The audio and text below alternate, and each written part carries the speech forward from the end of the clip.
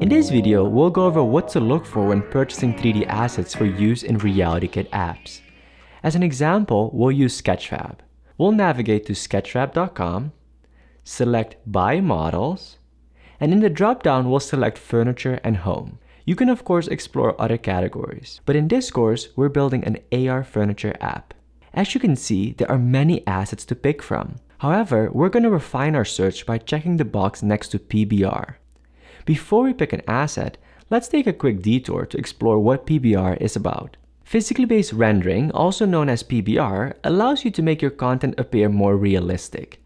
This is achieved by making virtual light and materials behave in a way that more closely resembles how light and materials behave in the physical world. So instead of this, you get this. As you can see, the results are stunning. RealityKit uses PBR, and we should take full advantage of it.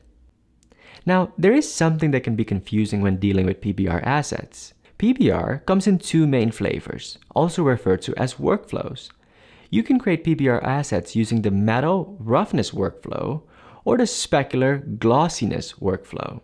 As you can see, the texture channels in the metal roughness workflow are not quite the same as the specular glossiness workflow. Apple's RealityKit uses textures created with the metal roughness workflow. Keep this in mind when purchasing PBR assets. Now let's get back to purchasing our very first PBR asset. We're going to scroll down and look for this amazing dining set I found. Here it is. Before we purchase any asset, we have to make sure it meets a few requirements. First, the asset should include the USDZ format. This is the 3D format that is used by RealityKit. If it doesn't, we'll need to convert our asset. This will be covered in a different video. Second, the asset should use PBR materials. And third, the PBR asset should use the metal roughness workflow. On Sketchfab, this is referred to as metalness. If everything checks out, we can go ahead and purchase the asset. Once the purchase is complete, we can download our asset. In this case, we will download the asset in USDZ format. Once the asset has been downloaded, we can preview it. There are several ways to do so.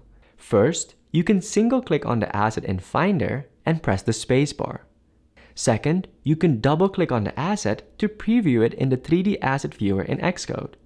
And third, you can open up Reality Converter and drag in the USDZ file. And that is how you purchase 3D assets for your RealityKit apps. Now, if you're on a tight budget and don't want to spend money on assets, I'll quickly show you a way to get some sample assets so you can still follow along with this course. We're going to navigate to Apple's AR Quick Look page, for which I will include the link in the description below. On this page, Apple has several really beautiful USDZ assets. You can download these by right-clicking on a thumbnail and selecting Download Linked File. Keep in mind, these assets are Apple's intellectual property. Please refer to Apple's licensing terms on how to properly use them. To recap, when purchasing an asset for your RealityKit app, make sure it includes the USDZ format and uses PBR. More specifically, the PBR metal roughness workflow.